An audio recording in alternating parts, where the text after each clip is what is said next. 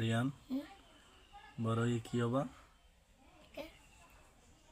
বলো একটু শুনি, তোমার স্বপ্ন কি? ভিডিও করেন না? কও। এই যে আমি আরবি পড়াই, তুমি তো কয়দিন পর মাদ্রাসায় চলে যাবো, মাদ্রাসায় যাওয়ার নেই আইতেছ তোমার, এবার কি হাফেজ হবো?